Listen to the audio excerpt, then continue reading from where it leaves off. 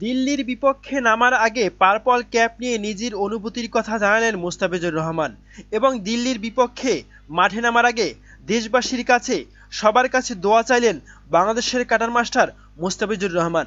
আইপিএলের আরও বর্ণিল এবং জাঁকজমক করে তুলতে প্রচলিত ক্রিকেট টুর্নামেন্টের চেয়ে কিছুটা আলাদা করে আয়োজন করা হয় এই টুর্নামেন্ট। আইপিএলের আলাদা কিছু সংস্কৃতি এবং নিয়ম মেনে যেটা সময় বাড়ার সঙ্গে সঙ্গে টুর্নামেন্টের একটি ঐতিহ্যে পরিণত হয়েছে। আইপিএলের এই নিয়ম ঐতিহ্য পার্পল ক্যাপ। আইপিএল চলাকালে আসরের সর্বোচ্চ উইকেট শিকারী বেগুনি রঙের একটি ক্যাপ পরে রাখবেন। তবে প্রথম ম্যাচে রয়্যাল চ্যালেঞ্জার ব্যাঙ্গালোরের বিপক্ষে 4 উইকেট নিয়ে বাজিমাত করেছেন বাংলাদেশের মুস্তাফিজুর রহমান। তাই দ্বিতীয় ম্যাচে পার্পল ক্যাপ মাথায় নিয়ে মাঠে নামার সৌভাগ্য হয়েছে এই ক্রিকেটারের। ঐতিহ্যবাহী এই ক্যাপ মাথায় নিয়ে খেলার পর অনুভূতির কথা জানিয়েছেন তারকা এই পেসার। তবে আইপিএলের পার্পল ক্যাপ পরে খেলার অনুভূতি নিয়ে শুক্রবার 29শে মার্চ সামাজিক যোগাযোগ মাধ্যমে ফেসবুকে একটি পোস্ট করেছেন মুস্তাফিজ। তিনি লিখেছেন, পার্পল ক্যাপ পরে খেলতে সত্যিই দারুণ লাগে। সতীর্থ ও ভক্তদের ভালোবাসা আমি অনুভূত, এটা একটি বিশেষ অনুভূতি যা আমি ভাষায় প্রকাশ করতে পারবো না। এটা লম্বা সময় নিজের কাছে ধরে রাখবো। আপনাদের সমর্থন এবং দোয়া ভালোবাসার জন্য ধন্যবাদ এবং চিরকৃতজ্ঞ।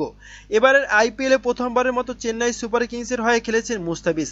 প্রথম ম্যাচেই চমকে দিয়েছেন এই পেসার। রয়্যাল চ্যালেঞ্জার ব্যাঙ্গালোরের বিপক্ষে 29 রানে 4 উইকেট নিয়ে জিতিয়েছেন এবং ম্যাচ সেরা হয়েছেন তিনি।